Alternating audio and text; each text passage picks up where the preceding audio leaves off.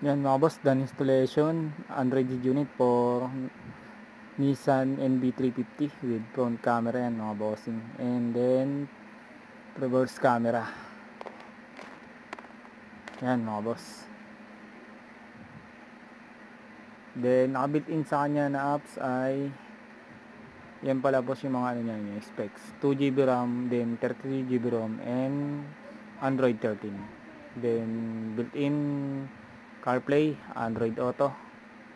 Meron na rin pong YouTube.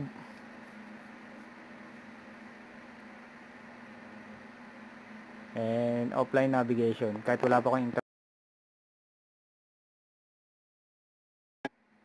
Yan mga boss, yan yung offline navigation.